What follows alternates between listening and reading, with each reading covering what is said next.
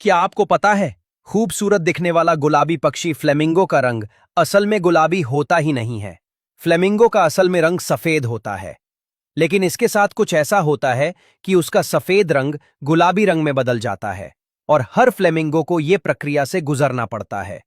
लेकिन क्या फ्लेमिंगो ये गलती जानबूझकर करता है या उसकी ये गलती उससे अनजाने में होती है?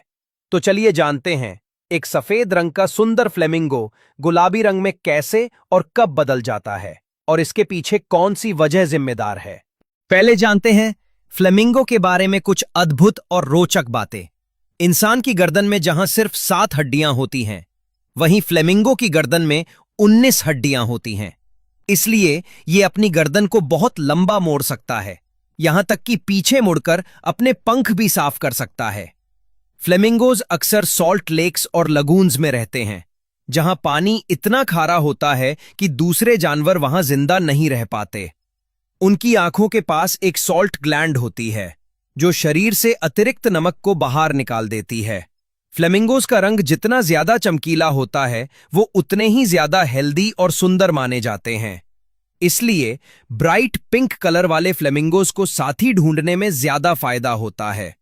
फ्लेमिंगो कभी अकेले साथी नहीं चुनता, वो अपने झुंड में हजारों पक्षियों के साथ एक ग्रुप डांस करता है।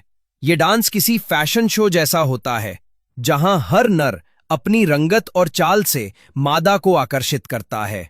अंत में जब 2 फ्लेमिंगो एक दूसरे की चाल और ताल पसंद आते हैं, तो वही बन जाते हैं जीवन साथी। मादा फ्लेमिंगो आमतौर पर साल में सिर्फ एक अंडा देती है, जिसे नर और मादा दोनों मिलकर बारी बारी से सेते हैं। लगभग 27 से 31 दिन में अंडे से छोटा सा ग्रे रंग का बच्चा निकलता है।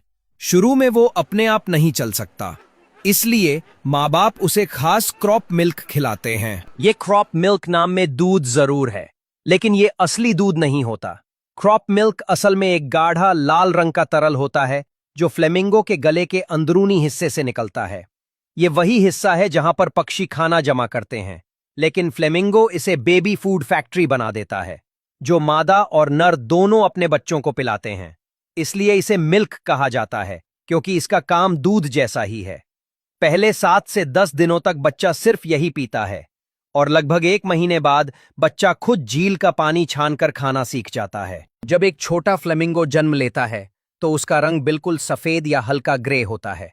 फ्लेमिंगो का असली गुलाबी रंग आता है उसके भोजन से।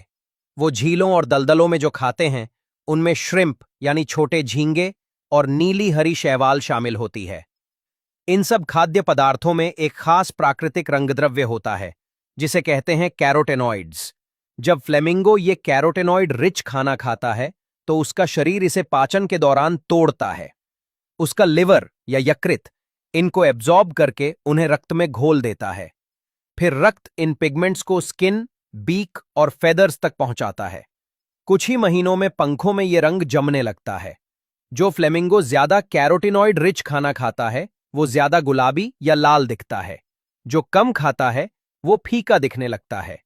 इसलिए फ्लेमिंगो का रंग उसकी स्वास्थ्य रिपोर्ट जैसा होता है। जितना ज्यादा लाल रंग, उतना स्वस्थ शरीर। इसी वजह से मादा अक्सर सबसे गहरे रंग वाले नर को साथी चुनती है। लेकिन अगर फ्लेमिंगो को कैरोटीनॉइड वाला खाना न मिले, जैसे किसी जू में उसे साधारण दाना दिया जाए, तो कुछ महीनों में उसका रंग फीका पड़कर फिर से सफेद हो जाता है। इसलिए जू में इन्हें आर्टिफिशियल कैरोटीनॉइड सप्लीमेंट्स दिए जाते हैं, ताकि उनका रंग बरकरार रहे।